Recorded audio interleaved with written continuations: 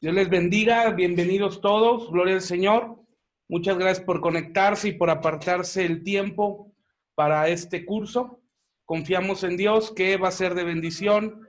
Este es ya la tercer clase que tenemos juntos y confiamos que vamos a avanzar en las maneras que Dios nos ha permitido, en las maneras que Dios está dejándonos avanzar, ¿verdad? Vamos a orar. Padre, te damos gracias porque tú eres bueno, porque para siempre y siempre, Señor, es tu misericordia. Gracias, Señor, por cada uno de mis hermanos que están aquí. Gracias, Señor, por cada uno, Señor, de la familia en Cristo, Señor, que estamos congregados en este lugar. Gracias, Padre, porque podemos ver tu gracia y tu bondad.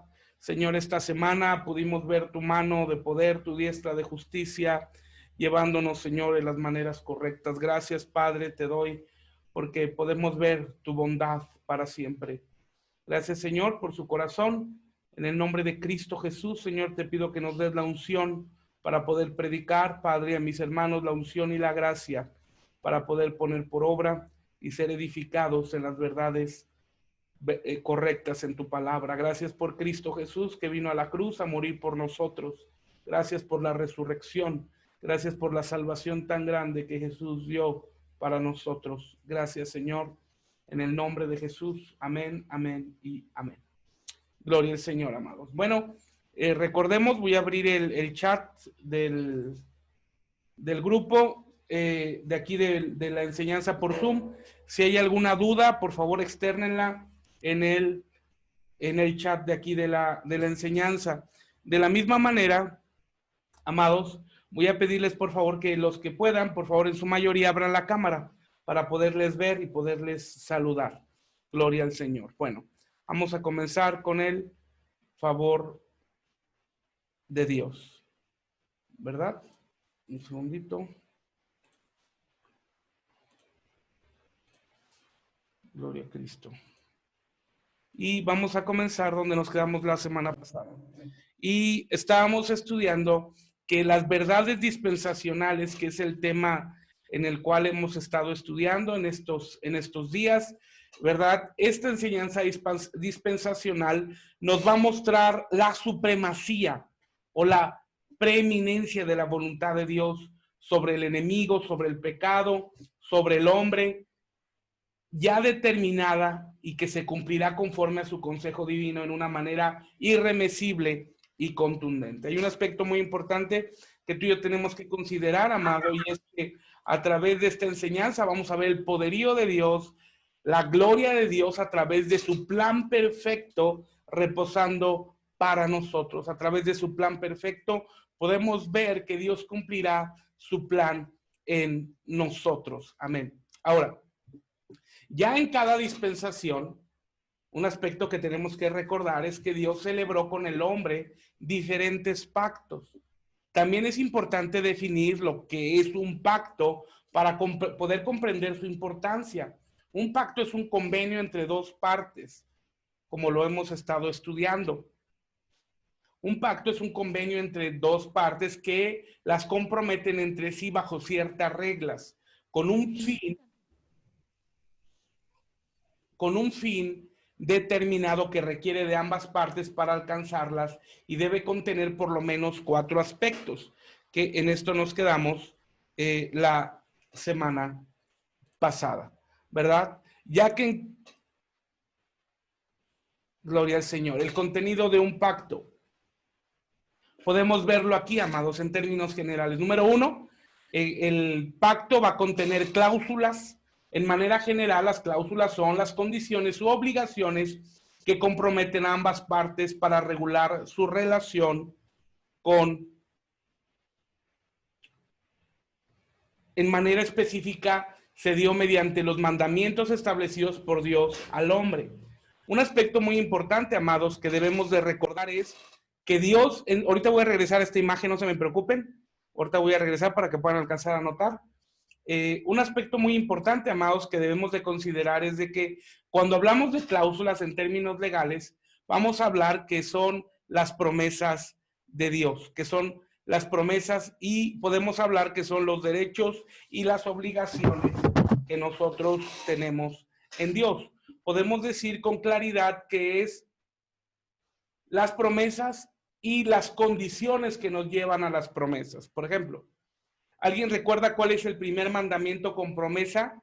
Claro, en los 10 mandamientos Dios dijo, honra a tu padre y a tu madre para que tus días sean largos. Y aquí podemos ver una cláusula. Está de manera general la condición, está de manera general la palabra de Dios que dice, honra a tu padre y a tu madre y tendrás una bendición. La bendición será que tus días serán largos por la... denme un segundito, por favor. Se nos están pidiendo la contraseña y basta con darle clic, pero vamos a darla.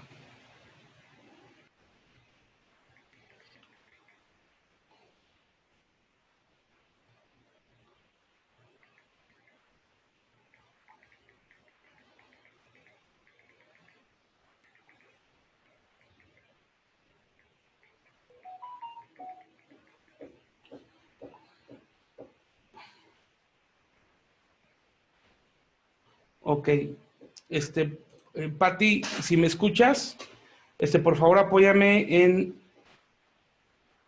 en Escuela de Orden Divino 1, que hay una hermana que no tiene sonido. Por favor, Pati, si fueras tan amable. Gloria al Señor. Bueno, continuemos. Entonces, como veíamos, este es un mandamiento que el Señor nos dio y tiene una bendición. Ahora, en segundo término, como parte de las cláusulas, podemos ver que hay derechos. Ahora, los derechos los podemos ver de manera general, que son los beneficios garantizados a quienes cumplan las cláusulas. En manera específica, Dios dio al hombre promesas para bendecir a los vencedores, de la misma manera. Por ejemplo, podemos pasar, para no repetir con el ejemplo de honra a tu padre y a tu madre, podemos ver el ejemplo en las 7 cartas del apóstol Juan a las iglesias en Apocalipsis, las siete cartas.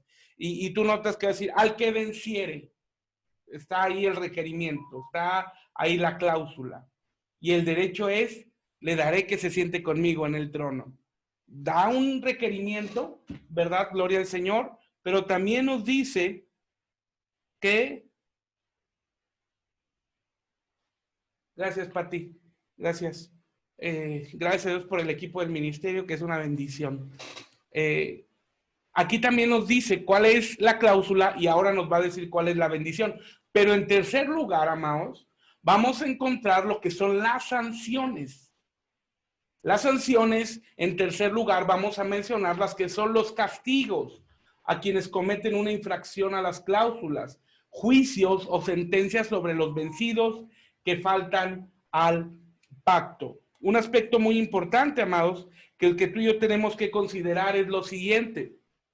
Dios, dice la Biblia, y en esto quiero ser muy pragmático, ahorita voy a regresar a esta imagen, y si hay alguna duda, por favor, quiero que la expongan, inclusive en este aspecto, si hay alguna duda, quisiera abrir el micrófono. Dios al hijo que ama, corrige. Por mucho tiempo se dio una enseñanza y decían, Dios no castiga a nadie. O aquí en México se decía, no sé si en algún otro país, ayúdenme por favor, decían, Diosito no castiga a nadie, porque Dios es bueno. En realidad eso no es lo que dice la Biblia. Eso no es muy preciso. Hay algunas cuestiones que tú y yo tenemos que aprender conforme a lo que la Biblia dice. Y en esta situación no quiero dejar nada al aire. Si no insisto, si hay alguna duda, por favor, háganmela saber. En el primer aspecto, ¿qué podemos entender? La Biblia nos enseña que Dios al hijo que ama corrige y pone en disciplina. Entonces, si tú y yo somos hijos de Dios, vamos a notar de una manera soberana que Dios va a tratar con nosotros. Y si Dios trata con nosotros, es el reflejo de que somos sus hijos. Si Dios trata con nosotros, es el reflejo de que Él nos ama. Porque Él nos ama tanto, que nos ama tal cual somos. Pero también tenemos que comprender que Dios nos ama tanto como para dejarnos como estamos. Este es otro principio elemental. Dios va a tratar con cada uno de nosotros para que tú y yo podamos de una manera clara, de una manera contundente, recibir los tratos de Dios. Podemos ver esto en el pueblo de Israel, en los 12 desiertos que estamos estudiando entre semana, cómo Dios llevó al pueblo de Israel al desierto, no porque no lo amara, sino al contrario, para mostrar su amor, su misericordia, su gracia, su perdón y su liberación de todo lo que traían de Egipto para que pudieran conquistar la tierra prometida. Ahora, ¿a qué me refiero con que a veces tenemos ciertas ideas que no son bíblicas? Por ejemplo, hay un dicho que no es bíblico y que la gente ocupa mucho y dice, ayúdate que yo te ayudaré. Eso es muy evidente, ¿verdad? No necesitamos ser teólogos para saber que esto la Biblia no dice. La Biblia no dice, ayúdate que yo te ayudaré. Pero hay otro más común que se escucha mucho en los púlpitos en América Latina y menciona lo siguiente. La Biblia dice que Dios ama al pecador, pero aborrece el pecado. Esto no es bíblico, amados. No hay un solo versículo bíblico que diga esto. Esto lo dijo realmente Mahatma Gandhi, aquel pensador y revolucionario pacifista hindú. Pero también este pensador hindú dijo, amo a su Cristo, pero aborrezco a sus cristianos. ¿Verdad? No dice en la segunda parte del texto. Entonces, a veces pensamos, decimos o creemos aspectos que la Biblia no dice. Porque la dijo un hombre de Dios, porque la escuchamos de manera reiterativa y pensamos que la Biblia dice y no es así. ¿No? Por ejemplo, hay otra cosa que se dice comúnmente y es, no se mueve una hoja si no es la voluntad de Dios. Seguramente es verdad. Seguramente no se mueve ninguna hoja si no es la voluntad de Dios, pero la Biblia no lo dice. Y una de las cosas que tú y yo tenemos que ser muy concretos es que tenemos que creer lo que la Biblia dice, tenemos que creer lo que la Biblia enseña. No sé si estés de acuerdo conmigo que la voz autorizada de Dios, la misma Biblia dice que la profecía más certera es la Biblia. Nadie que quiera tener una sana doctrina, una sana enseñanza puede salirse de la Biblia, sino tiene que estar basado total e íntegramente en la Escritura. Si hay alguna duda al respecto, por favor háganla saber en el chat para poderla resolver. No quiero dejar ideas al aire, sino queremos bendecirles con una enseñanza muy clara. Entonces, las sanciones, amados, que vienen en el contenido de un pacto, vienen para aquellos que violentan. Y el ejemplo claro también lo podemos encontrar aquí en la vida de Adán y Eva. Podemos ver que ellos tenían derecho a vivir en el huerto de Edén. Ellos tenían derecho a caminar en las maneras correctas de Dios, pero desobedecieron. Y al desobedecer, podemos ver con claridad que hubo una sanción, hubo una consecuencia. ¿Cuál fue? Fueron expulsados del paraíso. Ahora, pero hay un cuarto aspecto dentro de un pacto. Y el cuarto aspecto que está aquí ya en su pantalla, podemos ver con claridad que es instancias. Las instancias son los medios para recuperar los derechos cuando se han cometido una infracción, oportunidades para ser restaurados y participar de mayor bendición. Una de las cosas maravillosas que tú y yo debemos de considerar de nuestro Dios es que Dios no es un Dios malo, un Dios que considere el error humano como una falta imperdonable. Esto nunca Dios lo ha hecho así.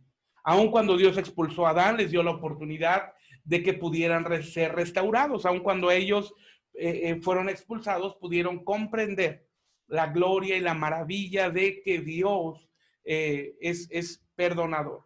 Y vemos, por ejemplo, la vida de Noé y en la vida de diferentes hombres en los cuales Dios trajo una restauración. Gloria al Señor. Y un aspecto muy importante, amados, que debemos de considerar es la vida del apóstol Pedro. La vida del apóstol Pedro es el ejemplo claro de la restauración, es el ejemplo claro donde podemos encontrar en un hombre el corazón de Jesús restaurando. ¿Recuerdas cuántas veces Pedro negó a Jesús? ¿Recuerdas cuántas veces Pedro, advertido por el propio Jesús, lo negó? Y tú y yo recordamos con toda claridad que Pedro lo negó en 3 ocasiones. Aleluya. Pedro negó en 3 ocasiones a Jesús. Y inclusive el Señor Jesús, tú y yo sabemos que se lo advirtió. Pedro, me negarás 3 veces antes de que el gallo cante. Y justamente cuando el gallo cantó, el Evangelio nos dice con claridad que entonces Jesús volteó a Pedro, esas miradas se cruzaron y recordó Pedro inmediatamente que Jesús le había dicho que lo iban a negar 3 veces. Entonces, mucha atención en esto que voy a decir, por favor. Mucha atención. ¿Ok? Amados, insisto, los que tengan su cámara cerrada, por favor, ábranla para poderlos saludar si fueran tan amables. Un aspecto muy importante es esto, mucha atención en esto que voy a decir. Pedro lo negó 3 veces. Ahora, ¿tú recuerdas después de la resurrección de Cristo, de nuestro Señor, que el Señor se apareció en varias ocasiones a los discípulos, pero tuvo un encuentro especial con el apóstol Pedro? ¿Recuerdas que el Señor, nuestro Señor Jesucristo, el Mesías, nuestro Cristo, se acercó con Pedro? ¿Recuerdas lo que pasó? Y aquí vemos el corazón restaurador de Cristo. Aquí vemos el corazón restaurador de Jesús, que es amor, es poder y es gracia. Se acercó Jesús con Pedro y le dijo, Pedro, ¿me amas? ¿Recuerdas esto? Aquí empieza el proceso de la restauración. Aquí podemos encontrar un Dios que restaura, no un Dios que pisotea.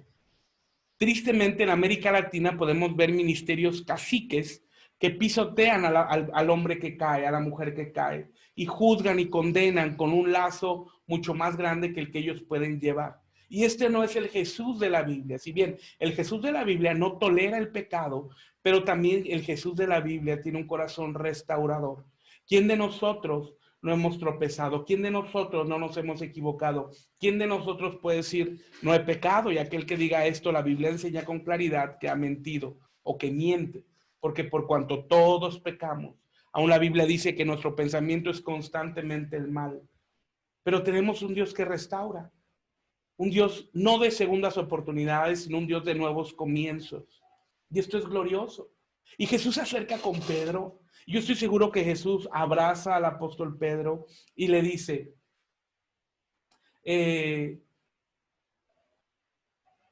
¿me amas?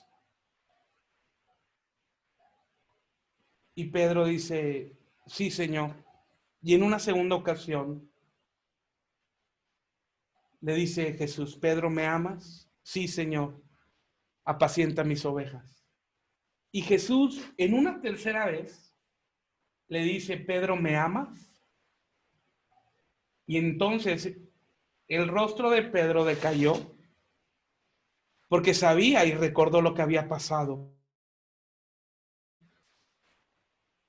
Cuando el Señor Jesús en 3 ocasiones le pregunta a Pedro que si lo ama, podemos ver la restauración total de Pedro en relación a las 3 ocasiones que lo negó, en relación a las 3 situaciones que negó a Jesús. Ahora, cuando Pedro recibe esta palabra, Jesús le dice, Pedro, ¿me amas? Pero usa las 3 palabras griegas que se refieren a amor. Las palabras griegas que se refieren a amor, tú lo sabes, número 1 es fileo, eros y agape. Y el Señor Jesús usa 2 palabras griegas. Le dice, Pedro, me fileo, es decir, ¿me amas? Como hermano, como amigo. Tú sabes que te amo. Pedro, me fileo, ¿me amas como amigo, como hermano? Y la tercera ocasión ya no usó fileo. La tercera ocasión ahora usó ágape. Pedro, ¿me ágape? El amor que cubre multitud de faltas, el amor perfecto, el amor que va creciente. Y entonces fue cuando Pedro menguó. Pero ahí vemos la obra de restauración, amados, en Jesús. Cómo el Señor extiende su mano y restaura las 3 ocasiones en que Pedro negó a Jesús. Gloria al Señor. Podemos ver esto con claridad. Insisto, si hay preguntas, con toda confianza, pueden expresarlas en el chat, ¿verdad? Para no saturar el sonido. Ahora, en siguiente término, amados, avanzando, podemos ver lo siguiente. Tú y yo en el estudio estudiaremos en paralelo, en cada dispensación, las 7 pruebas a las que Dios sometió al hombre y a los vencedores de cada era, dando así como los pactos que se fueron dando para asentar precedentes y evangelizar a quienes recibieron cada pacto para tener una visión panorámica de las pruebas. Las mencionamos a continuación. Ahora, gloria al Señor. Estas son las 7 pruebas, amados, en las cuales Dios condujo al pueblo. Y vamos a ver cómo en cada una de las 4 eras, recordamos que estamos estudiando que hay 4 grandes dispensaciones. La dispensación número 1 es la dispensación de los patriarcas. Número 2, la segunda dispensación o la segunda era es la era o dispensación de la ley. Y donde voy a ser muy pragmático para que quede muy claro respecto a las situaciones de duda que pueda haber. Gloria a Cristo. Número 3, la dispensación de la gracia o la era de la gracia. Y número 4, finalmente, la dispensación del milenio. Es donde estaremos hablando respecto al fin del tiempo, donde estaremos hablando respecto al fin de las eras. La primer prueba, amados, a la que el pueblo de Dios se sometió en la era de los patriarcas y en la era de la ley, la era de la gracia y será en la era del milenio también. Número 1 es la prueba de la obediencia a la palabra de Dios. Una de las pruebas donde Dios va a establecer en las dispensaciones y con claridad y con toda seguridad va a establecernos a nosotros, gloria al Señor, es en la prueba la obediencia de la palabra. Yo quiero preguntarte algo. ¿Alguien te pudiera decir qué tan cristiano eres? ¿Cómo te sentirías con esa pregunta? A ver, voy a poner stop aquí y voy a dar alguna participación a los hermanos que tengan su cámara prendida. Por favor, Evelyn, por favor, puedes abrir tu audio, hija, y contéstame la pregunta. ¿Cómo te sentirías o cómo responderías que alguien te dijera, ¿eres realmente cristiana? Ahora, entendiendo que la pregunta ya lleva cierta, decimos aquí en México, cierta jiribilla, así como para juzgar. ¿Cómo te sentirías que alguien te diría y cómo responderías? ¿Eres verdaderamente cristiana?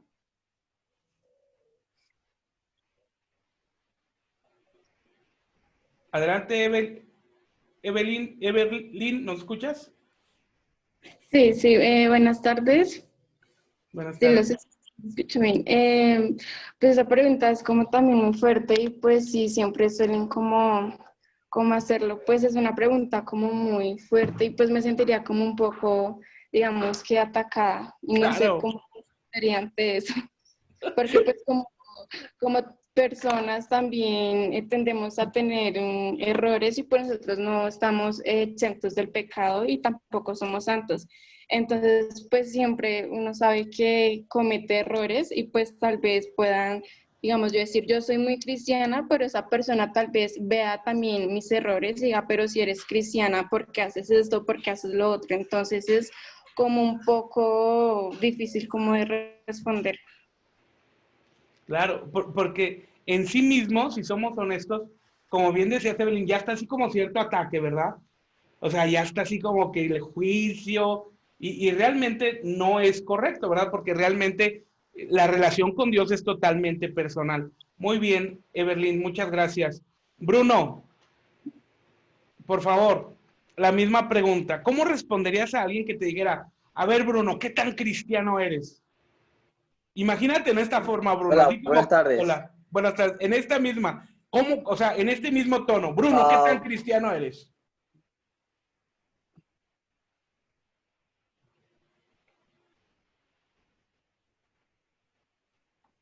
Bueno, no sé si me escuchan porque tengo mucho problema con el audio.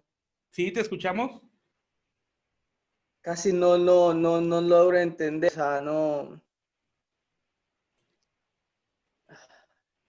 No te preocupes. Repito No, la no, pregunta. no sé, no. No te preocupes, no te preocupes. Repito la pregunta. ¿Qué tal? ¿Está el audio ahí mejor? Bueno, ahorita esperamos a que Bruno pueda recuperar el audio. Patricia, Pati Bernabé, ayúdame. ¿Cómo responderías si alguien te dijera, ¿qué tan cristiana eres?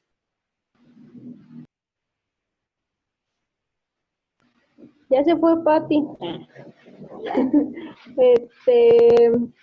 Pues no lo sé. Yo creo que una cosa que te hace cristiano es creer en Jesús en primer punto. Entonces, de ahí diría que obviamente soy cristiana porque creo que Él existe, creo que resucitó entre los muertos, pero como tal no existe como algo para medir la fe o medir qué tan cristiano eres. Entonces ahí pues no podría decir una estadística, una probabilidad o algo, si es lo que quisiera saber esa persona. Entonces, solo le diría eso. Claro, pero sientes el mismo sentido, así como que ya está el ataque así directo. Sí. Claro, porque ahora, como bien mencionamos, llegamos a la conclusión, no hay una medida o no hay algo que podamos decir, de tal manera o tal manera se mide qué tan cristiano eres. Ahora, cuando yo me refiero a la primer apartado, si notamos, que es la prueba de la obediencia a la palabra, este es un fruto como hijos de Dios. Este es un fruto porque ya somos cristianos, porque ya creemos en Jesús, que Él murió y resucitó y que Él nos ha dado vida eterna. Esta prueba de obediencia a la palabra, Dios en su manera va a tratar con nosotros para que podamos crecer en ella, para que podamos crecer en las maneras de Dios y podamos crecer en la obediencia a la palabra. La prueba de la obediencia a la palabra. Una persona que se precie de ser cristiano debe de obedecer a la palabra. Debe en definitivamente obedecer a la palabra.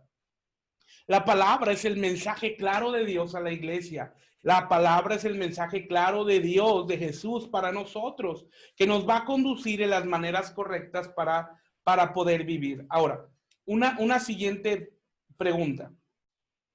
El aspecto físico, noten, no me refiero en esta ocasión a la manera de vestir, a la manera de hablar, sino al aspecto físico. Al aspecto físico, consideran que el aspecto físico es determinante para saber si somos cristianos o no. El aspecto físico. Hermano Pablo, ¿nos puede apoyar? Pablo Reyes. Sí, bendiciones. Bendiciones. Normalmente los hijos de Dios, cuando ya tenemos ese cambio, que somos nuevo hombre, dice ahí la palabra de Dios, pues debemos precisamente dejar todas las cosas viejas y tener las cosas nuevas y cambiar precisamente ese físico, como es nuestra manera de vestir, nuestra manera de hablar, nuestra forma de comportarnos. Por ende, todo tiene que ir cambiando, ¿no? Entonces, ese aspecto, si antes, un ejemplo, nos dejábamos crecer el cabello, pues ahora ya no lo vamos a hacer, porque eso era lo que hacíamos en las cosas, en el viejo hombre. Entonces, ese aspecto debe de ser lo que nos identifica a los hijos de Dios o las hijas de Dios. Aquellas mujeres, hermanas que se vestían con pantalón, pues ahora ya no lo van a hacer. ¿Por qué? Porque pues ya la palabra de Dios dice que no es correcto. Ahora, pero me refiero yo, sin entrar en el detalle de la vestimenta, el aspecto físico, es decir, si la persona es morenita, blanca, güera, caucásica, amarilla, ojos rasgados, gordito, flaco, ¿eso afecta? De ninguna manera. Ahora, porque ante Dios todos somos iguales. Exacto. Ahora, que uno sea güero, alto, flaco, chaparrito, eso no varía en nada. Así es. Porque ante Dios todos somos iguales. ¿Alguien tendría un pensamiento diferente a esto? Es decir, nosotros podíamos catalogar a alguien por su aspecto físico, si es cristiano o no. Yo creo que no, o sea, sería muy absurdo. Ahora, nadie puede catalogar o nadie tiene el derecho a catalogar qué tan cristianos somos, sino es una responsabilidad que tenemos de manera personal. La salvación es personal, la comunión con Dios es personal. Claro, tenemos autoridades que tienen la capacidad, la autoridad delegada por Dios para corregirnos cuando haya errores en nosotros. Claro, ¿verdad? No me refiero a eso. Pero el aspecto físico, les voy a contar algo que me pasó. Una persona me manda un me manda un mensaje y me pregunta esto. Yo lo tomé ya, bueno, lo quise dejar pasar, pero me pregunta, ¿usted es cristiano? Yo le dije, sí, de todo mi corazón y por las gracias de Jesucristo lo soy. Y hasta que me muera o Cristo venga, creeré y profesaré en Cristo Jesús como mi Señor, Salvador y único y verdadero Dios. Amén. Y ella me decía, o no sé si era hombre o mujer, que por ser cristiano yo no debería de usar barba. Y yo le preguntaba, ¿y eso qué tiene que ver con que soy cristiano? No, yo le decía, bueno, si usted quiere conocerme, bueno, vaya a mis redes sociales, Pastor Job Rodríguez, y en mi perfil de Facebook, Fonseca Maranata, va a encontrar más de 300, y en YouTube va a encontrar más de 350 horas de enseñanza bíblica, donde a través de la enseñanza, pues usted va a notar que enseño, que digo, que hablo, que predico. Ahora, cuando una persona no tiene una simiente en Cristo, su enfoque es lo externo, es al punto que quería llegar. Su enfoque es lo externo. Pero cuando una persona crece en Cristo, crece en la obediencia a la palabra, se va a dar cuenta que el aspecto más importante a transformar es el hombre interior. El apóstol Pablo lo dice con claridad. Porque a medida que nosotros transformamos el hombre interior, por consecuencia se va a transformar el hombre exterior. Y hablando en especie, no en género, ¿verdad? Igual nos llenamos del Espíritu Santo y la mujer interior va a ser transformada en la obra exterior. Eso es lo importante, no el aspecto físico. La obediencia a la palabra no nos lleva a una cuestión física, ¿verdad? No dice o sea, debas tener ciertas cualidades físicas. Entonces, la obediencia a la palabra se redunda en dos grandes mandamientos que Jesús nos dio. Amarás a tu prójimo como a ti mismo, y el primero, amarás a Dios sobre todas las cosas. Ahora, la Biblia nos enseña que hay más de 405 leyes en el Antiguo Testamento. No solamente son los 10 mandamientos, sino Dios estableció en el caminar de Moisés 405 leyes que tienen que ver con el pueblo de Israel. Ahora, cuando el Señor Jesucristo dice, llevar mi yugo, que es fácil de llevar y ligera mi carga, a veces pensamos que solamente fue el cambio de dispensación y como si el Señor Jesús hubiera agarrado la ley y lo hubiera aventado a la basura. Esto no es así. La Biblia nos enseña que en el Nuevo Testamento, que es la dispensación que nos corresponde a la iglesia, hay más de 1050 mandamientos. En otro tiempo estaremos teniendo un curso al respecto de los 1050 mandamientos que la gracia, enseña a la iglesia. Entonces, podemos ver, amados, en términos generales, que la primera prueba que va a ser establecido el pueblo de Dios es la obediencia a la palabra de Dios. Ahora, nota, una vez que tú y yo somos establecidos en la palabra, una vez que tú y yo somos establecidos en el conocimiento de Dios, Dios nos empieza a capacitar, Dios nos empieza a transformar, Dios empieza a hacer su obra a través del Espíritu Santo, entramos en la segunda prueba. Ahorita la estamos viendo en términos generales, pero conforme avance el tiempo, Dios nos dé gracia, lo veremos en las 4 dispensaciones. Ahora viene una prueba de carácter, ahora viene una prueba extremadamente importante donde entra la separación del mundo. Ahora, cuando hablamos de separación del mundo, tenemos que tener mucha conciencia para no caer en un aspecto religioso. ¿A qué me refiero con un aspecto religioso? A la imposición. La religión se especializa en imponer reglas y leyes que sus propios líderes no pueden llevar, no pueden cumplir. Mientras que Cristo se especializa en traer libertad para que el Espíritu Santo nos ayude a separarnos del mundo. Cuando una persona lleva una imposición, no sé si me explique con esta palabra, cuando una persona recibe esta imposición, para que sea cambiado, para que sea transformado, se van a dar cuenta, amados, de que al poco tiempo se va a cansar porque lo hace en esfuerzo propio. Pero cuando la persona tiene un encuentro con Jesús, cuando la persona tiene un verdadero encuentro con el Señor Jesús, y entonces puede contemplar el amor de Dios, entonces esta persona ya no lo hará por imposición, sino ahora encontraremos la separación del mundo como una respuesta al amor de Jesús. Él me amó primero, ahora la respuesta en amor a Jesús es la separación del mundo, es apartarnos del mundo. Ahora, no entraremos en detalle en esto, porque aquí también tiene que ver muchos aspectos culturales, dependiendo de las zonas del mundo, ¿verdad? Como sabemos, este curso tiene representantes de muchos países, pero, por ejemplo, hasta ahora yo no sé si he dicho alguna palabra que aquí en México es normal, cotidiana, pero en otro país puede ser una palabra altisonante, una grosería. Yo recuerdo que pasé yo un momento muy bochornoso cuando estaba predicando en Honduras. Saludamos a nuestros hermanos, si hay alguno conectado ahora de Honduras, mándenme un saludito por ahí. Cuando estaba predicando, si no recuerdo si en Tegucigalpa, con San Pedro Sula, estábamos comiendo y terminé de comer y yo hice una expresión. Habíamos comido, los hermanos habían preparado una comida muy abundante, habíamos comido mucho, los pastores que me invitaron y servidor, y yo me acuerdo que recargué hacia atrás y hice una expresión que no la voy a decir porque ahora entiendo que no está bien dicho en algún otro país, y digo una expresión que aquí en México es plenamente común, o sea, que cualquier joven la dice y no es una mala palabra. Y entonces los pastores me voltearon a ver así como que muy,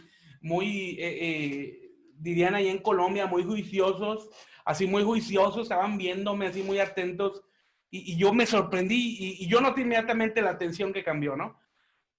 Y me dice, un pastor, el que me había invitado, empezó a reír mucho, y me dice, pastor, es que lo que acaba de decir aquí es grosería. Entonces yo me puse rojo de la vergüenza, y dije, hermanos, discúlpenme, yo no sabía, no lo vuelvo a cometer, ¿no? Inclusive ahora que vino un amigo, hace algunos años que vino un evangelista norteamericano, él pedía, me acuerdo que acerca conmigo, y me dice, oh, quiero pedirte que ores por mí porque me duele mucho mi garganta.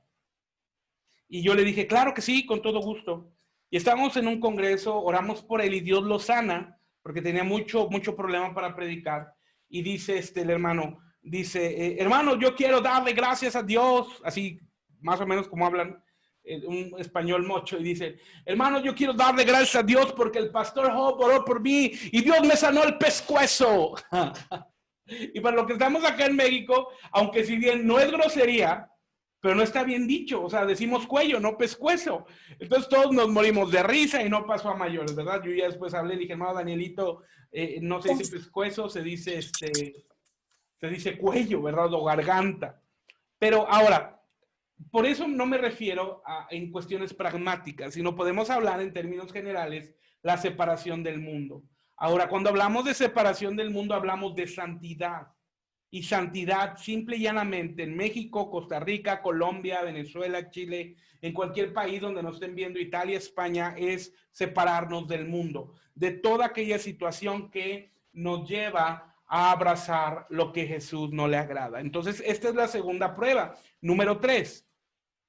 Si hay alguna pregunta, con toda confianza pueden externarla. Número 3, la prueba de la sumisión. Y yo quisiera preguntarte en este aspecto, ¿qué tan sujetos somos a Cristo? Porque una persona puede decir, yo me sujeto a Cristo, pero si no obedece la palabra, realmente no lleva una sumisión. Yo te pregunto también, ¿qué tanto nos sometemos, no somos sumisos a nuestras autoridades en la tierra? ¿Qué tan sumisos somos a las autoridades gubernamentales? ¿Qué tan sumisos somos a las autoridades civiles? ¿Qué tan sumisos somos a las autoridades familiares? ¿Y qué tan sumisos somos a las autoridades espirituales? Dios nos va a pedir cuenta de todo eso. Número 4, nos habla de la prueba de la preparación. Mira, hay un proceso dentro del llamado de Dios, y voy a abrir aquí la barra que me permite trabajar. Hay eso en el cual es inequívoco. Primero es el llamado. Después del llamado viene la preparación. o capacitación. Después de la capacitación, o podemos, para que sea más claro, viene el llamado y viene la preparación, vamos a dejarlo así. Y después de la preparación viene la prueba, y después de que viene la prueba viene el establecimiento. Este es el proceso general que podemos ver en la Biblia sobre cada uno de los hombres que Dios llamó. Este proceso es totalmente inalterable. Totalmente inalterable. Si Dios te llamó y estás seguro que Dios te llamó al ministerio, Dios te va a preparar. Dios te va a capacitar a través de la escritura, a través de los tratos personales, a través del estudio bíblico, a través de las predicaciones, a través de este curso que es parte de la preparación. Y después de la preparación, sin lugar a duda, viene la prueba. Y una vez que pases la prueba, Dios te da el establecimiento. Dios te va a establecer para que comience a trabajar en el ministerio que Dios te ha llamado. Pero tristemente podemos ver que alguien puede querer ser llamado y puede tener llamado, pero de repente puede aquí quererse brincar hasta el establecimiento sin pasar por la prueba o sin pasar por la preparación. Y entonces, si evitan la prueba y la preparación, nos enfrentaremos a una situación de un ministerio que puede tener llamado, pero no tiene el proceso de Dios. Por eso un aspecto muy importante, amados, que tú y yo tenemos que considerar es que en Cristo no hay atajos. En el camino del Señor no hay atajos, tampoco hay caminos largos. Simplemente podemos considerar que los procesos que Dios nos lleva son los correctos para que tú y yo podamos ser capacitados en las maneras correctas. Amén. Bueno, número 5, la prueba de la posesión. Dios te va a dar esta prueba. Dios va a dar a los héroes de la fe la prueba de la posesión, cuando conocen su identidad y cuando conocen que son parte de la naturaleza, que Dios quiere implantar la naturaleza en nosotros. Número 6, la prueba de las prioridades, es decir, las prioridades tú y yo sabemos qué es lo más importante para nosotros. Ahora, la prueba de las prioridades se divide en 3, como está en la pantalla. Número 1 es la prueba del reposo. El hombre está acostumbrado a hacer las cosas en su manera. El hombre está acostumbrado en hacer las cosas en sus formas, pero una de las cosas que vamos a aprender para hacer un ministerio sano, un ministerio en el cual Dios haya llamado, es que tú y yo tenemos que ser establecidos en el reposo. Reposo en Dios, amados, no es no hacer nada. Reposo en Dios es movernos en la voluntad de Dios. Reposo es movernos. Gloria al Señor. Reposo es movernos en las maneras que el Señor tiene para nosotros. Aleluya. Ahora, nosotros necesitamos paz para comprender la voluntad de Dios y necesitamos reposo para movernos en ella. Dios no nos llama a hacer las cosas en esfuerzo propio. Dios nos llama a movernos en las maneras de Dios. Segunda prioridad, más adelante vamos a ahondar en esto. Número 2, en la prueba de las prioridades, la prueba de la fidelidad a la visión. ¿Qué tanta fidelidad tienes a lo que Dios te llamó? Una de las cosas que Dios nos llama es a ser constantes. Una de las cosas a la que Dios nos llama es a ser permanentes. La Biblia dice que el hombre de doble ánimo es inconstante en todos sus caminos.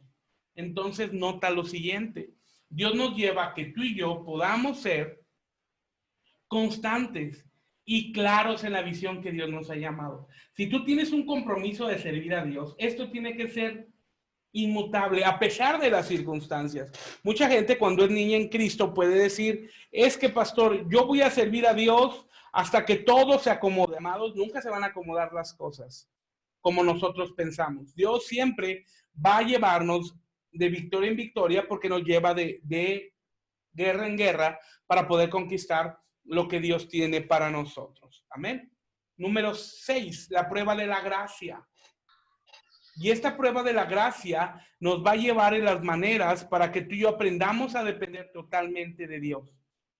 Mira, en el caminar ministerial y en el caminar cristiano, cada quien puede caminar en sus fuerzas, en sus posibilidades, en sus sueños, en sus capacidades. Pero Dios nos lleva a depender de su gracia. Y el ejemplo claro aquí podemos ver a Ezequiel.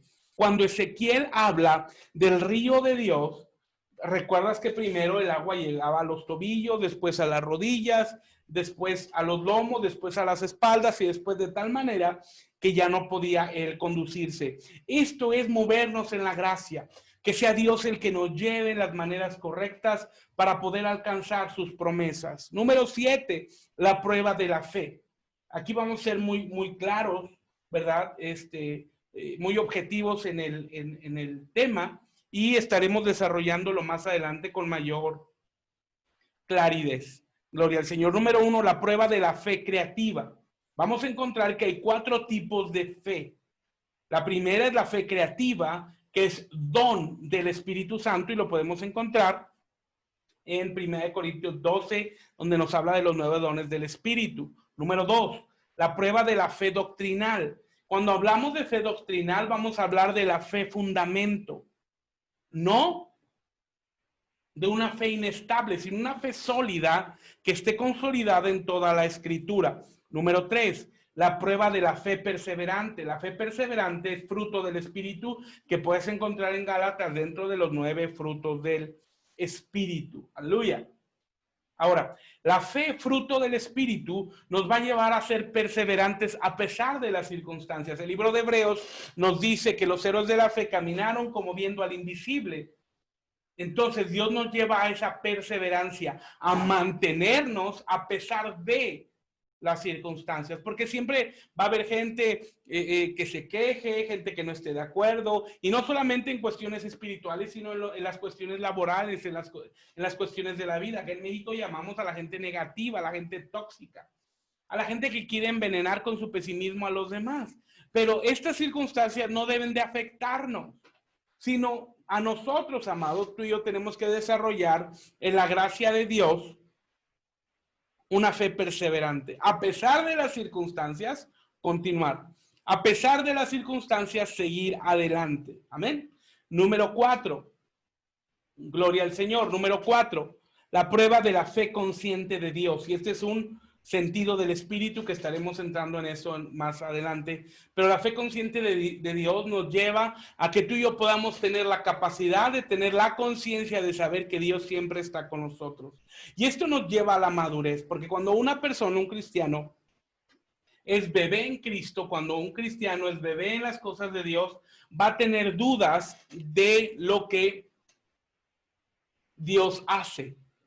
Y va a dudar, ¿será que Dios está conmigo? ¿Será que Dios va a rescatarme? ¿Será que Dios va a ayudarme? Y esta persona que es movida por las circunstancias tiene una fe bastante débil, bastante flaca. ¿Por qué? Porque no tiene una fe fundamento, una fe que se consolide en la palabra. Porque tú y yo sabemos que la Biblia nos enseña que tú y yo vamos a ser consolidados a través de la Escritura, ¿verdad? A través de la palabra, a través del compromiso de la lectura de la palabra, tú y yo vamos a poder crecer en las maneras de Dios. Amén. Bueno, aquí los vimos muy rápido, estos elementos. Gloria al Señor. Continuemos. Ahora, un aspecto muy importante, amado, que tú y yo tenemos que considerar es que las verdades dispensacionales nos muestran, como mencionábamos, la supremacía de la voluntad de Dios. Nos van a mostrar la supremacía de la voluntad de Dios y en el sentido de que podemos ver a Dios actuar en cada circunstancia conforme a su plan perfecto que Él desarrolló para que tú y yo pudiéramos conocerlo. Amén. Para que tú y yo pudiéramos desarrollar lo que Él tiene para nosotros. Gloria al Señor. Quiero mostrarte un cuadro para que puedas anotarlo. Dame un segundo solamente para compartirlo.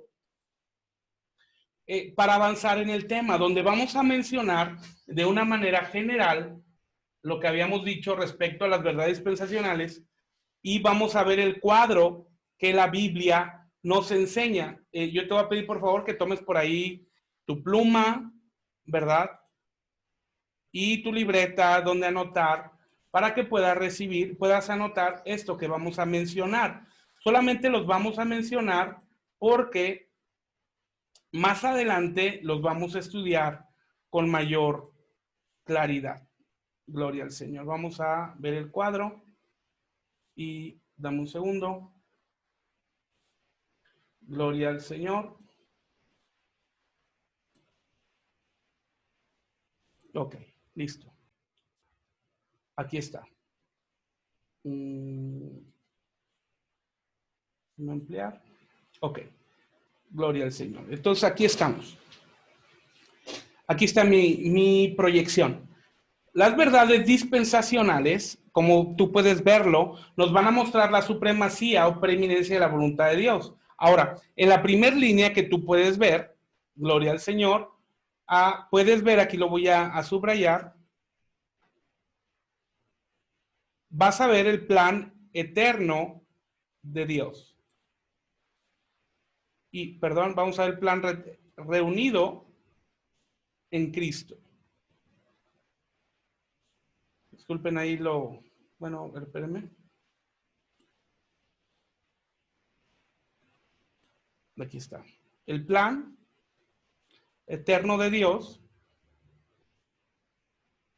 reunido en Cristo. Siempre tú y yo tenemos que considerar que toda enseñanza tiene que ser cristocéntrica. Recuerda que la Biblia dice que el inicio y el cumplimiento de la fe está en Cristo.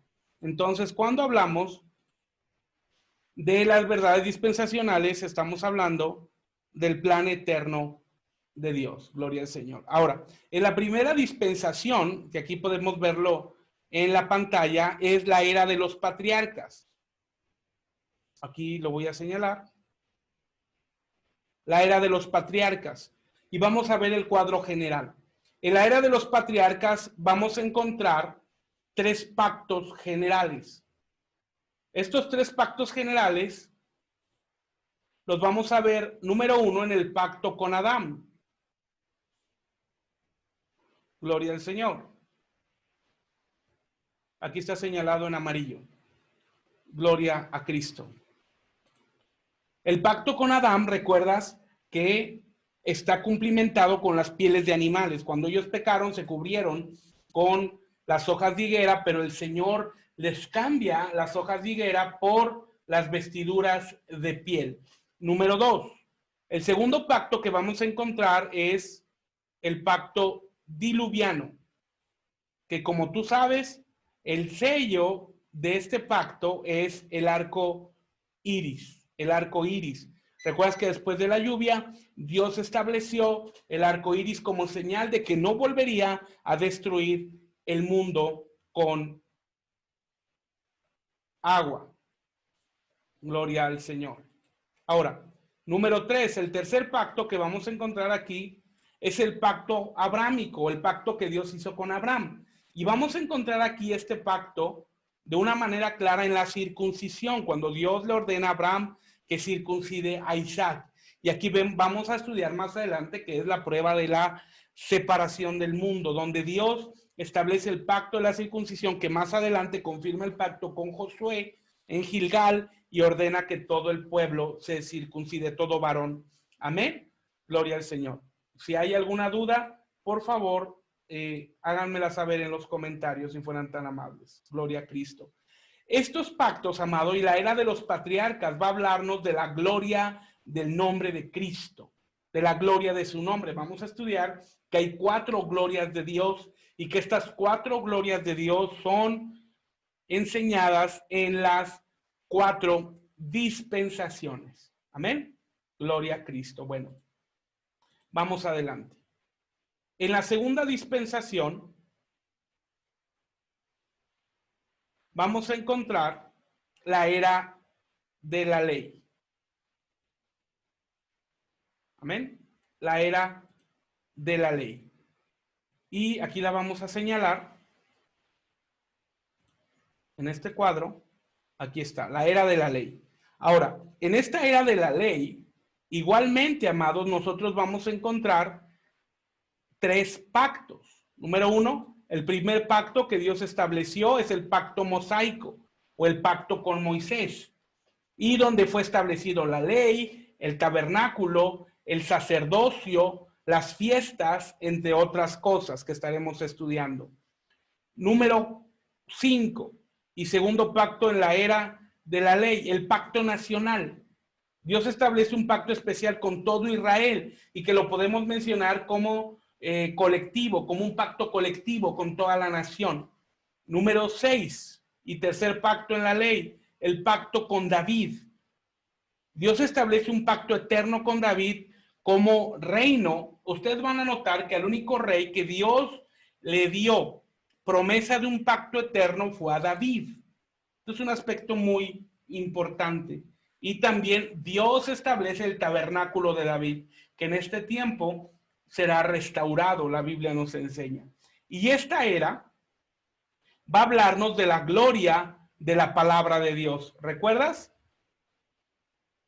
La Biblia nos habla de la gloria de su nombre en la era de los patriarcas, mientras que en la era de la ley vamos a conocer la gloria de su palabra. Gloria al Señor. Ahora, número 3, la era de la gracia. La era de la gracia. Y vamos a encontrar aquí, con toda claridad, amados, y esto tiene que quedar completamente claro, gloria al Señor, en la era de la gracia, vamos a encontrar el nuevo pacto eterno, que ahora es en el que tú y yo estamos establecidos. Gloria a Cristo. El nuevo pacto eterno. Que este pacto es para la iglesia. Y este pacto, que ahora es en Cristo Jesús, va a darnos la gloria de la vida de Cristo. La gloria de su vida. Aquí estoy intentando señalárselos para que quede completamente claro, ¿verdad? Entonces, en la era de la gracia, encontramos el nuevo pacto que es eterno en Cristo Jesús. Ahora, dentro de esta era, amados, un aspecto muy importante que vamos a considerar, amados, es que la gran tribulación, que tiene un papel muy determinante, ¿verdad? Ahora, claro, lo estamos mencionando, pero cuando lleguemos a las dispensaciones, vamos a desarrollarlo de una manera mucho más grande, mucho más avanzado. Bueno, gloria al Señor. Aquí en la gran tribulación, que aquí estoy señalando en un cuadro, vamos a ver 2 aspectos importantes. Lo que sucede en la tierra, y aquí está marcado con verde, y lo que sucede en el cielo. Claro, les daré un cuadro más detallado de todo esto, un cuadro mucho más detallado. En la tierra, durante los 7 años que la Biblia habla con claridad que durará la tribulación, divididos en 2 periodos, la primera parte que es conocida como la tribulación y la segunda parte que es conocida como la grande tribulación. En la tierra encontraremos una parte de la iglesia, la parte de la iglesia que fue parte de la iglesia vencida, es decir, lo que nos habla la Biblia en Mateo 24 respecto a las vírgenes insensatas. Están las vírgenes prudentes y que yo considero que cada uno de los que están aquí conectados son parte de la iglesia prudente. ¿Por qué? Porque están apartando tiempo para la enseñanza, están apartando tiempo para Dios, están apartando tiempo para aprender cuando pudieran hacer otras cosas. También en la tierra estará participando Israel.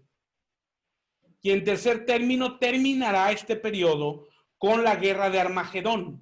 ¿Verdad? En términos generales podemos hablar de la guerra de Armagedón cuando el pueblo de Israel es sitiado en el valle de Megiddo por los ejércitos de la OTAN dirigidos por el anticristo, por el príncipe de Tiro, ¿verdad? Que ya después avanzaremos y te enseñaré, te mostraré cómo hay un personaje que ya resalta a nivel mundial que posiblemente sea el anticristo y quien posiblemente sea el falso profeta.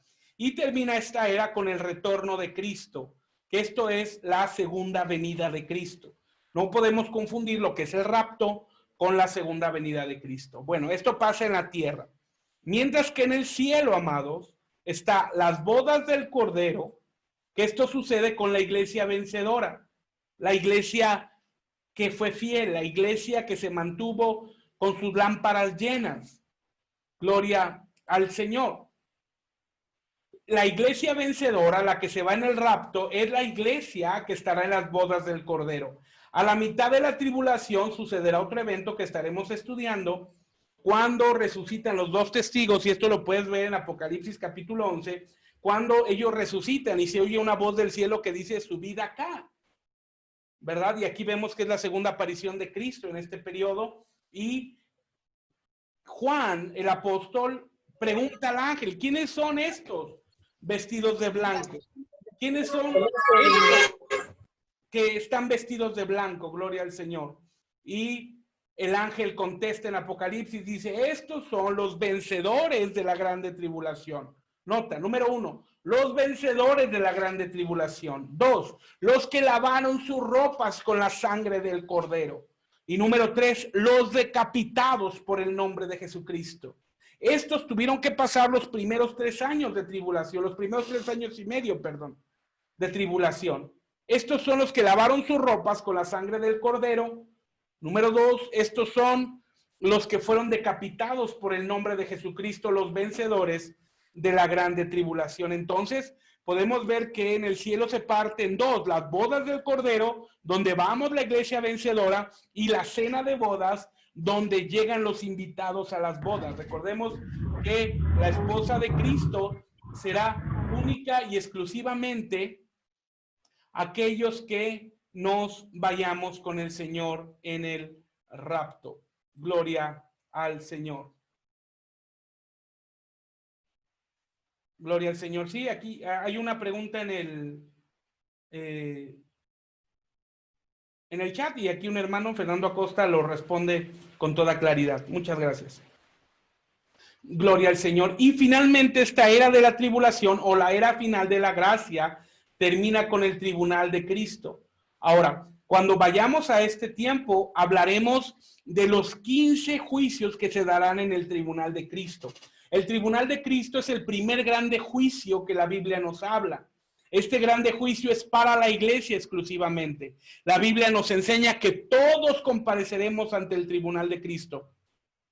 Todos los que somos iglesia, todos los que hemos nacido de nuevo, compareceremos ante el tribunal de Cristo. El segundo grande juicio es el juicio del trono blanco, ¿verdad? Y donde en este juicio del trono blanco será para las personas que no nacieron de nuevo, para aquellas que no conocieron a Cristo, para aquellas que estuvieron fuera del Señor, y ya estaremos hablando con claridad más adelante al respecto. Bueno, no sé si hay alguna duda hasta aquí. Insisto, pueden hacerla en el chat para poder avanzar. Gloria a Cristo. Vamos adelante. Número 4, y entramos en la era milenial o en la cuarta dispensación. Número 4, vamos a ver aquí la era del milenio. Aquí está en un cuadrito, ¿verdad? Y aquí vamos a encontrar, número 1, el reino de Cristo y la iglesia por 1000 años. Y vamos a encontrar también que el diablo es atado, la Biblia lo dice con claridad, que el diablo es atado 1000 años. Gloria a Cristo. El diablo es atado 1000 años. Y este periodo nos va a revelar la gloria de la presencia de Dios. También encontraremos aquí, en esta dispensación, en este tiempo, lo que la Biblia nos enseña como, que estoy señalando aquí, con 3 flechas, el juicio final. Y en este juicio final, amados, vamos a encontrar también 3 cosas. Número 1, el diablo es suelto, como la Biblia nos enseña, para engañar a las naciones, y cuando lleguemos al momento enseñaremos qué naciones, claro, a la luz bíblica. El diablo es suelto, después se da la última y gran batalla, y finalmente viene el gran trono blanco, donde serán enjuiciados. ¿verdad? Y serán enjuiciados. Podemos ver con toda claridad que la Biblia nos enseña el diablo y sus ángeles, los perdidos, los del milenio, y se dará la segunda muerte, que es el infierno. Y finalmente, amados, para terminar este cuadro y prácticamente terminar el estudio de hoy, ¿verdad? Ya vamos para la hora y media. Gloria al Señor. La eternidad. Gloria a Cristo, donde estaremos con el Señor por siempre, por medio de la obra de Cristo en nosotros, la eternidad, y donde será manifestado los cielos y tierra nuevo, la nueva Jerusalén y el reino eterno. Y lo que habíamos mencionado, se llevará a cabo la muerte segunda, que es el lago de fuego. La muerte segunda es el lago de fuego. Gloria al Señor. Bueno, aquí con este cuadro, amados, terminamos con lo que es, voy a tratar de que quepa en toda la imagen. Terminamos lo que es la introducción. Terminamos lo que es la introducción al curso que hemos estado estudiando.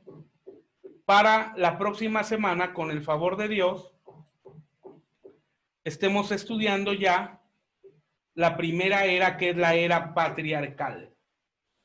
Gloria al Señor. Entonces, si alguien gusta este cuadro, lo puedo enviar en la semana, nomás manden un mensajito en privado para reenviarse. Gloria a Cristo. Amén.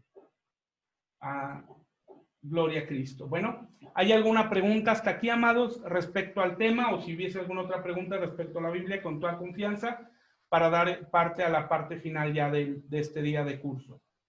Adelante.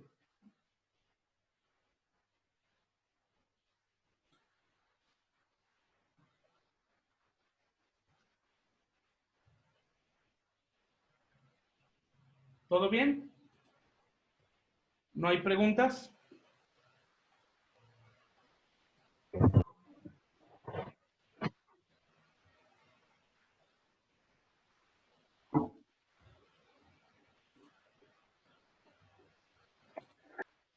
Gloria al Señor. Bueno, creo que no hay preguntas. Freddy, Javier, ¿tienes alguna pregunta? ¿O Leandro? Ok. Gloria al Señor. Ok, Karen y Tamar. Bien, para darle agilidad, las personas que tengan alguna pregunta, por favor, escríbanla en el chat del grupo para no afectar el sonido de los hermanos. Karen y Tamar pregunten, ¿en qué momento se lleva a cabo el rapto? ¿En qué dispensación? Bueno, se llevará a cabo en la dispensación de la gracia. Recordemos que la gracia termina con la segunda venida de Cristo. Tenemos que partir, y que hizo una interesante pregunta. Lo primero que sucede en el día 1 de la semana 70 de Daniel es el rapto. ¿Ok?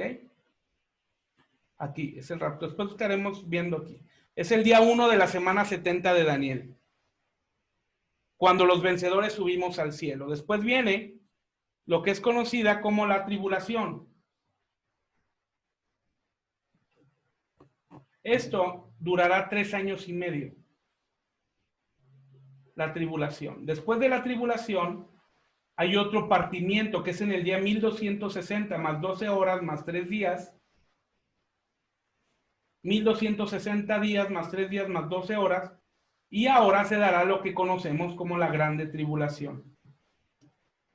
Ahora, en la grande tribulación, la iglesia no participa. La grande tribulación, la iglesia no participa. Durante la tribulación, podemos ver que es el trato de Dios para la iglesia refinada, la iglesia que no estuvo apercibida, la iglesia que no fue madura. Pero vamos a encontrar que en la grande tribulación es el trato de Dios para Israel. Gloria al Señor. y donde Dios empezará a cumplir sus promesas a Israel. ¿Ok? Igual cada periodo dura 3 años y medio, 3 años y medio para que den un total de 7 años. Ahora, en este gráfico muy sencillo, que hay mucho más que enseñar, pero para hacer resolver un poquito la pregunta, ¿verdad? Bueno, aquí, ahí está. Comienza aquí lo que conocemos como el milenio. Gloria al Señor, y después del milenio viene la eternidad. Durante la tribulación, esto sucede en la tierra, como lo explicamos, mientras que en el cielo se dará la boda del Cordero y la cena de bodas. Pero un aspecto muy importante, amados, que tenemos que considerar aquí, en este periodo, donde aquí, déjenme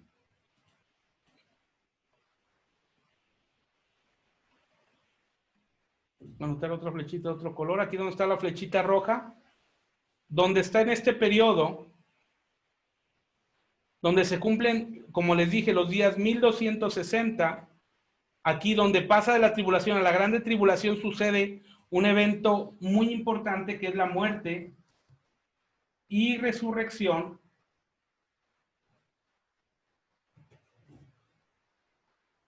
de los 2 testigos. Y después tendremos un estudio al respecto. Esto sucede en el día 1260 más 3 días más 12 horas. Después explicaremos el porqué de tantas y tanta precisión. ¿Ok? Y aquí se da otro evento que Cristo vuelve a las nubes y se lleva a los 2 testigos y con ellos a la iglesia que haya quedado viva. Después viene la grande tribulación, el trato con Israel y después viene el milenio. Ok, espero que haya resuelto a grosso modo la pregunta de Karen Itzamar. Ok, segunda pregunta. Dice Evelyn Senyatse. Vamos a ser juzgados por aparte, los conocedores de Dios y los que no. ¿Cuáles son los testigos? Enoc y quién más. Bueno, hay 2 grandes juicios como mencioné. Número 1 es el juicio del tribunal de Cristo, que esto compareceremos todos los cristianos. Todos compareceremos, dice Pablo, ante el tribunal de Cristo. Y habrá otro juicio, que es el juicio del trono blanco, que este será después del milenio. Noten esto, el tribunal de Cristo es durante la tribulación en el cielo, mientras que el juicio del trono blanco es para todos aquellos que no conocieron a Cristo, para todos aquellos que serán juzgados por 7 libros, que también ya los estaremos estudiando más adelante. Ahora, ¿cuáles son los testigos? Enoc y quién más. Bueno, es un tema bastante avanzado, pero la Biblia nos habla, o podemos estudiar que hay ciertos candidatos respecto a los 2 testigos, ¿verdad? Por ahí, acuérdenme, los que estén interesados en el tema, yo tengo una enseñanza en YouTube respecto a los 2 testigos, donde hablo con claridad al respecto, pero voy a tratar de resumirlo en un minuto. ¿Por qué hablo de candidatos? Porque la Biblia no es clara, solamente habla de 2 testigos. Normalmente en la iglesia cristiana se da el entendimiento de que es Moisés y Elías, porque cuando los describe en Apocalipsis capítulo 11, que nos habla de los 2 testigos, pareciera que describe las funciones proféticas de ambos. Quien tiene el poder para que no llueva, inmediatamente nos vamos con Elías, y quien tiene el poder para traer toda clase de plaga a la tierra y de convertir el agua en sangre, inmediatamente nos vamos con Moisés. Bueno, el que es un hecho que es uno de los testigos es Elías, porque la Biblia dice con claridad que Elías vendrá 3 veces antes del día grande de Jehová. Su primera llegada fue, o su primera participación fue en los días de su profecía, cuando hizo caer fuego del cielo. Su segunda aparición fue con Juan Bautista. Ahora notemos, y quiero ser muy claro, la Biblia no habla de reencarnación. La Biblia no habla de reencarnación. Esa es una enseñanza satánica e hindú. La Biblia dice que está escrito para los hombres que mueran y después de esto el juicio. Bueno, partiendo de esta premisa, Elías no reencarnó en Juan, el espíritu de Elías, la unción de Elías estaba en Juan. Ahora, ¿por qué no reencarnó? Porque para que haya reencarnación se requiere que haya muerte y vuelva a haber vida. Elías no murió. Recuerden que Elías fue traspuesto al cielo. Ahora, Moisés es otro candidato muy viable.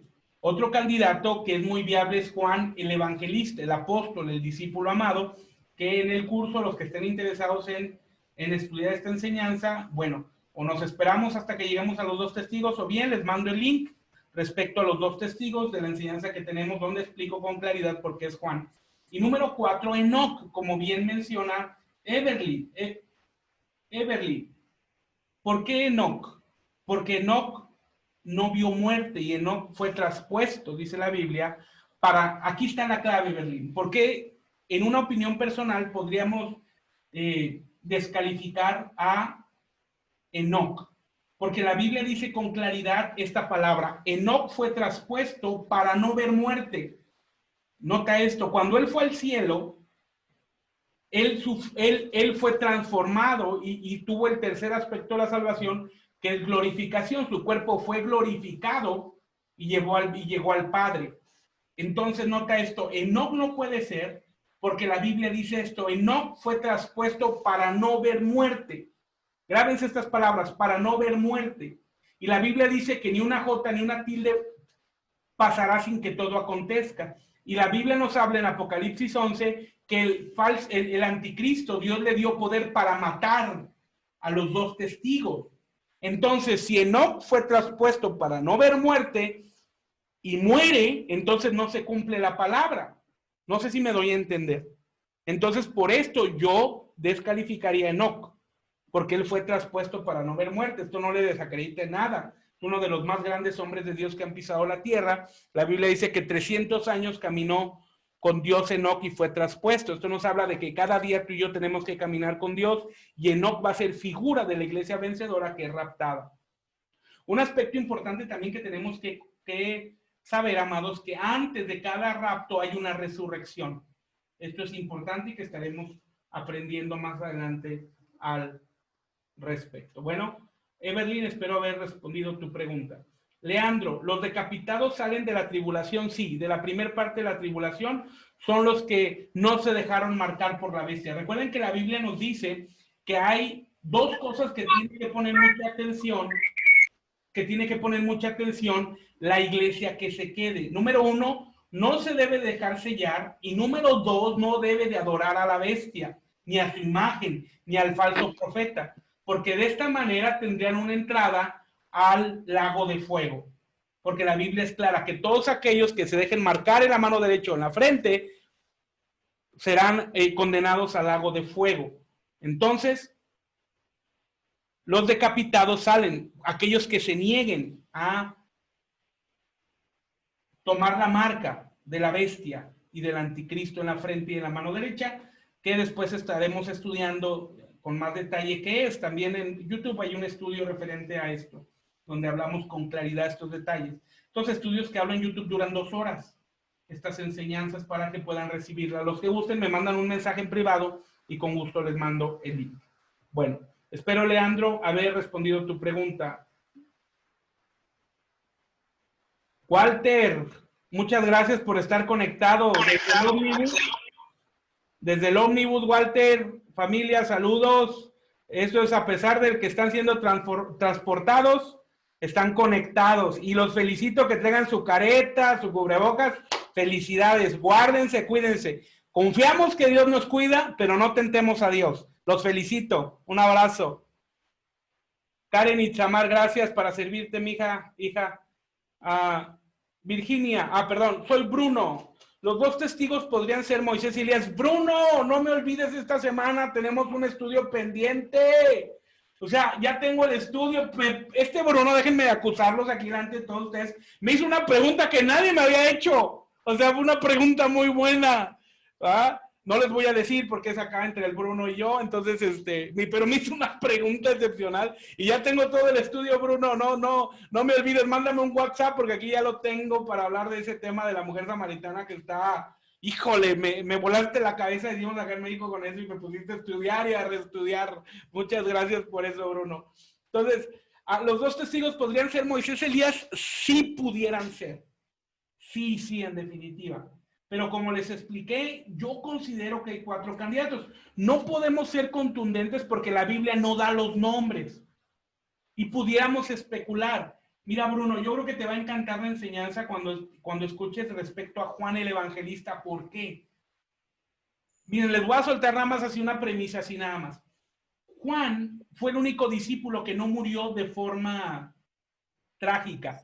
De hecho, si nos vamos a la historia de Flavio Josefo y demás historiadores de los tiempos bíblicos, no nos van a decir cómo murió Juan.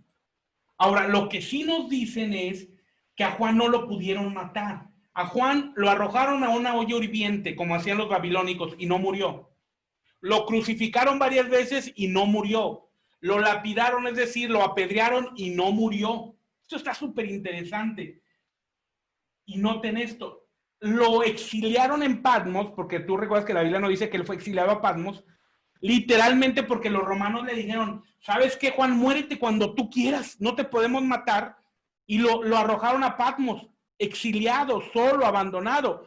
El diablo pensando que había vencido, pero esto no es así porque Dios tiene victoria y en Patmos Dios le reveló Apocalipsis. Pero noten esto. Cuando él ya tenía 109 años, 110 años aproximadamente, tomando en cuenta que el nivel de vida de la época, los hombres y las mujeres vivían entre 40 y 45 años, era la media de vida de esa época, Juan ya tenía 110 años, o sea, ya llevaba, vamos a decir así en términos hipotéticos, 2 vidas, ¿verdad? Conforme al estándar de mortandad de la época de los discípulos, tenía 110 años. Y cuando él prácticamente ya se está despidiendo, dice la Biblia que el ángel se acerca con él y le dice, Juan, levántate, prepárate, porque aún predicarás sobre muchos reyes, sobre muchas naciones y en muchas lenguas. Es decir, le dio una reencomienda a Juan. Gloria a Cristo. Esto está sumamente interesante, ¿verdad? Pero solamente menciono esto. Y podemos platicarlo, Bruno, con los que gusten con toda confianza en la semana, ¿verdad? Y también le estaré mandando el link. Entonces, puede ser Moisés y Elías, claro, pero están otros 2 candidatos, que es Enoc y Juan, que di la opinión porque considero que posiblemente Enoc no sea, ¿ok? Un abrazo, Bruno, espero haber contestado tu pregunta. Freddy Javier dice, durante el milenio los que quedan en esta tierra tendrán paz, así es. Así es, efectivamente, Freddy. La Biblia dice que el diablo será atado por 1000 años y será un periodo de paz y de tranquilidad. No habrá pecado, no habrá delitos, no habrá infracciones. Entonces, los que sean salvos durante el milenio cobrará lo que realmente es importante, que la salvación no es por obras, sino por fe. Así es, Freddy. Evelyn, gracias, pastor, para servirte. Mendoza Hepsi pregunta, Dios les bendiga, pastor. ¿Nos iremos en el rapto? Primeramente, Dios, confiamos que sí. Por eso estamos siendo capacitados, así que podemos decirte que entre más preparados estemos, nos vamos a ir, amén. Ahora, yo he escuchado a algunas personas que dicen, pastor, yo no me quiero ir en el rapto, yo me quiero quedar en la tribulación a predicar del evangelio, y lo dicen así como en un tono así bien cristiano. No, amados, los cuales están en pecado y quieren ponerle pretexto porque se van a quedar. Alguien que tenga un poquito de conciencia bíblica no se quiere quedar a la tribulación. Yo no me quiero quedar y yo espero que ninguno de ustedes, las ovejitas online en las naciones, se quede y todos nos vayamos en el rapto, ¿verdad? Con Cristo Jesús. Por eso estamos siendo enseñados e instruidos en las maneras bíblicas. Gloria al Señor. Leandro, gracias, pastor, para servirte. Leandro, hijo. Walter, igualmente, pastor, Dios le bendiga grandemente. Walter, bendecido otra vez. Bruno, ok, pastor. Job, listo, bendiciones y saludos. Estoy al teléfono de mi esposa. Un saludo a tu esposa, Virginia y Bruno, bendecidos, un abrazo. Gloria al Señor. Evelyn pregunta, después del rapto, los que se van con Dios, ¿qué sucede si se quedan más tiempo para el juicio? A ver, Evelyn, no te entiendo la pregunta. Así es, Karen, son nuestras ovejitas online, les amamos con todo el corazón, ¿verdad? Porque Dios ha puesto este amor y este corazón para poder enseñar de la palabra. Un abrazo a todos. Evelyn, no te entiendo la pregunta. Después del rapto, los que se van con Dios, ¿qué sucede si se queda más tiempo para el juicio? Si quieres, abre el micrófono, hija, y pregúntame, porfa, porque no entendí la pregunta. Bueno, la pregunta es, ahorita utilizo como un cuadrito que es como los pasos, que es el rapto, la tribulación de la iglesia, la grande tribulación de Israel y el milenio. Ajá. Primero es el rapto y después siguen otras cosas, la tribulación, la gran tribulación, el milenio, y después el juicio. O sea, cuando Dios los rapte, ¿qué va a suceder? Digamos, las personas que se van con Dios, si en la tierra va a seguir la tribulación y todo eso. Ok, perfecto, entendida la pregunta. Cuando Cristo nos rapte, realmente es Cristo el que nos rapta. Nosotros iremos a las bodas del Cordero. Imagínate que hay una situación en el cielo y en la tierra.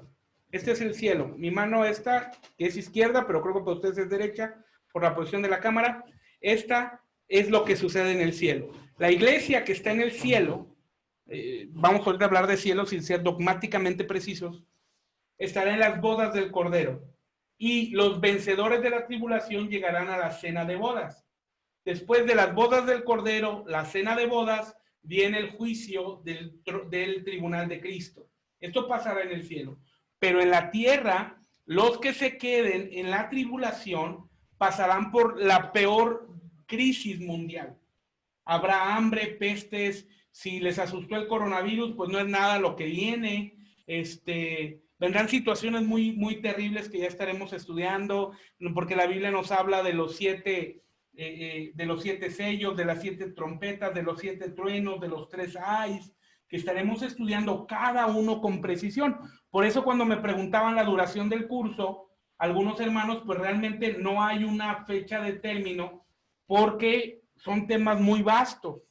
Nosotros confiamos que en 6 meses podamos terminar y en 6 meses podamos estarle dando su diploma a todos. Gloria al Señor, y que Dios nos provea para enviárselos en físico, ¿verdad? O por lo menos digital, es un hecho, pero quisiera enviárselos en físico, firmados, todos bonitos. Pero cuando entremos en los temas, ahorita que es introducción, noten, llevamos 3 clases ya en esta enseñanza, y solamente es la introducción. Y es la manera en la que Dios ha puesto que enseñemos. Ustedes noten, por ejemplo, entre semana, en la enseñanza de los 12 desiertos, ya llevamos más de 30 enseñanzas y apenas van 4 desiertos. Imagínense, quizás nos llevemos 90 enseñanzas para hablar de los 12 desiertos. Pero gloria a Dios, porque ahora pues podemos predicar diario. Pero Evelyn, no sé si más o menos resolví tu pregunta. Si hay alguna otra duda, háganla saber en el chat, ¿verdad? Y para poderla resolver, ¿verdad? Freddy Javier dice, ok, Evelyn, de todos modos, cualquier cosa, déjenme anotarles mi teléfono. Bueno, de hecho deberían de tenerlos todos, pero de todos modos lo voy a anotar. ¿Me confirman que todos lo vean? Mi teléfono lo voy a anotar con la clave helada. Confírmenme, sí les llegó a todos, ¿verdad? En el chat general.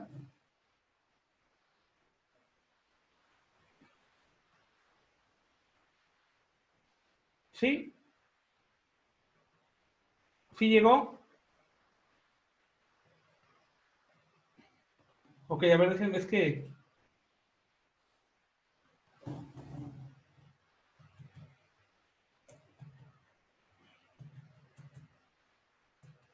Ok, bueno, gloria al Señor. Somos en el grupo, está mi teléfono con toda confianza para que puedan mandarme un WhatsApp y con toda confianza poder estudiar.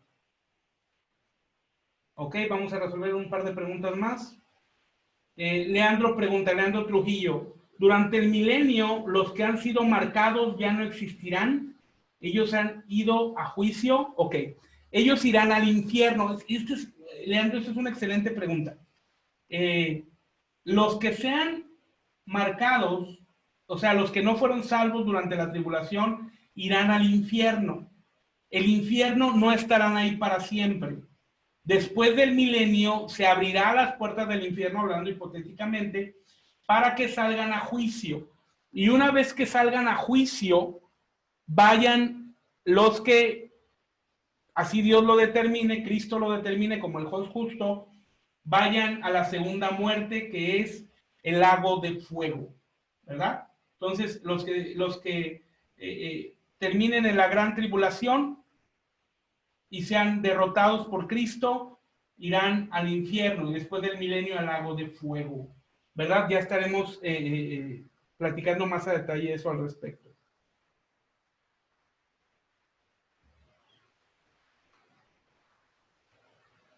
Así es, María de Lourdes pregunta, claro, deben de, ahorita al final, cuando terminemos, antes de que se despidan, anoten por favor su nombre completo y su ciudad y país para que la hermana Patti pueda anotarlos y llevar el conteo de las clases y al final darle su ¿cómo se llama? Su reconocimiento, su diploma, su constancia. Okay. Patti Bernabé pregunta, ¿nuestro nombre puede ser borrado en el libro de la vida? Y si sí, ¿por qué motivos puede ser borrado nuestro nombre en el libro de la vida? Si solo dice que hay un pecado que no puede ser perdonado, que es la blasfemia contra el Espíritu Santo. Ok, bueno, si yo resuelvo esta pregunta, Patti querida, si yo respondo a esta pregunta, entraríamos en una cuestión sumamente dogmática. Entonces, ¿y lo resolvemos en lo particular? Porque no quiero enseñar por el momento una cuestión doctrinal de fondo. Ok, explico a grandes términos para que no se vea que quiero evadir la pregunta, sino es por respeto, más no por desconocimiento. Ok, bueno, hay dos grandes divisiones entre la Iglesia de Cristo, hay dos grandes separaciones entre la Iglesia cristiana, en la cual pertenecemos todos, ¿verdad? En términos generales, Iglesia evangélica, dependiendo la denominación y demás. Pero todos somos cristianos, ¿no? Y la terminología general es Iglesia evangélica, o sea, Iglesia evangélica pentecostal, Iglesia evangélica presbiteriana, Iglesia evangélica y demás. Bueno, hay dos grandes divisiones. ¿Cuál es? Respecto al tema que tú mencionas, que es la salvación. Y esto comenzó porque hay dos posturas generales. Voy a dar las posturas y voy a dar mi postura y después lo podemos resolver en privado con los hermanos que quieran, no para discutir ni debatir, sino para compartir y retroalimentar. ¿Ok? La primera postura es la postura de Juan Calvino, la cual habla de seguridad de salvación y él enseña que la salvación no se pierde y donde las obras no tienen absolutamente nada que ver y somos salvos solamente por gracia, salvos siempre salvos. Juan Calvino esto lo enseñó hace más de 800 años. Bueno, la segunda, que de esto se ha dado un desbalance, que es la supergracia, y que eso es un desbalance totalmente equivocado. Y la segunda grande enseñanza al respecto es la enseñanza que dio Jacobo Arminio, donde Arminio enseñó y que donde muchos cristianos, de hecho ahora la gran mayoría, tienen esta enseñanza, donde Jacobo Arminio enseñó de que las obras son vitales para alcanzar salvación. Las obras son vitales para alcanzar salvación y Jacobo Arminio enseña que la salvación se puede perder, entonces por consiguiente se puede borrar el nombre del libro de la vida. Ok, esas son las dos grandes posturas, la pérdida de salvación y la doctrina que enseña que no se pierde la salvación. Ahora, si tú me preguntaras, pastor, en su opinión, ¿quién tiene razón, Calvino o Arminio? Yo, en mi opinión, ninguno. Porque una sana doctrina tiene que ser consistente desde Génesis hasta Apocalipsis. Y ni la doctrina de Calvino es consistente en todo, y tampoco la doctrina de Arminio es consistente para ser juzgado. Ahora, lo que creo es que hubo una confusión, porque a ellos no les fue revelado que somos seres trinos, espíritu, alma y cuerpo. Y a veces se confunden los textos que son del cuerpo, la salvación, o lo que es para el alma, otros que son para el espíritu. Creo que ahí entra la confusión.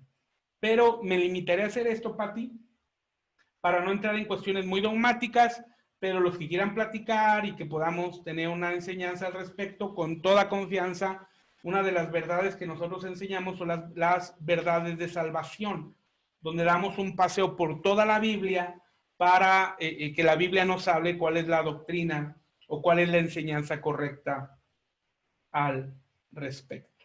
¿Ok?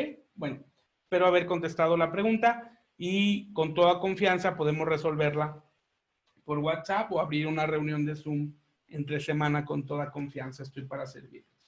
¿Ok? Bueno, Creo que ya no hay más preguntas, ya solamente están anotando sus nombres y los lugares, ¿verdad? Gloria Después al Señor. no hay gracia. ¿Mande? Hermano Andrés Después del Martínez. rapto no hay gracia. No se le escucha bien, hermano, si puede repetir. Después del rapto ya no va a haber gracia. Después del rapto no va a haber gracia, claro que sí, porque todavía es el periodo de la gracia. Todavía la tribulación y grande tribulación forman parte de la gracia. La primer parte de la tribulación es el trato de Dios para la iglesia, ¿verdad? Y durante la segunda parte de la tribulación, conocida como la grande tribulación, es el periodo de trato de Dios para Israel. ¿Ok? No, gracias. No, de nada, hermano Andrés Martínez. Gloria al Señor. Bueno, Freddy, Javier, hasta Perú, bendiciones. Pablo, hasta Chiapas, bendiciones. Lulú, aquí en León, bendiciones. Leandro, Colombia, bendiciones. Milena López, hasta Chile, bendiciones. María del Carmen, Bolivia, bendiciones. Yolanda, aquí de México, bendiciones. Estela Cruz, a Guatemala, bendiciones. Blanca Estela Alcalá, aquí de León, Guanajuato, bendiciones. Blanca, espero que te puedas conectar mañana con nosotros en la reunión a las 10 de la mañana. Evelyn, hasta Bogotá, Colombia, Dios te bendiga, bendecida. Karen Itzamá, hasta Valladolid, Yucatán, un abrazo. Alberto Reyes, Ecuador, bendiciones. Denia, saludos desde Honduras, bendiciones. Walter, Pablo, desde Perú, bendiciones. Gloria al Señor. Bueno, pues vamos a orar para ser bendecidos. Insisto, no se vayan sin anotar su nombre para llevar el conteo. Padre, te damos gracias porque tú eres bueno y porque para siempre es tu misericordia. Gracias por este tiempo que pudimos tener de enseñanza. Yo te pido, Señor, que tu Espíritu Santo sea dando claridad a cada uno de mis hermanos. Padre, en el nombre de Jesús, bendícelos, guárdalos y líbralos, Señor. Protégelos de toda pandemia, que puedan ser protegidos, Señor, en este tiempo peligroso. Ayúdales, Señor, en el nombre de Jesús, que ellos puedan experimentar tu gracia, tu poder, todos los días, Señor, en el nombre de Jesús. Amén, amén y amén.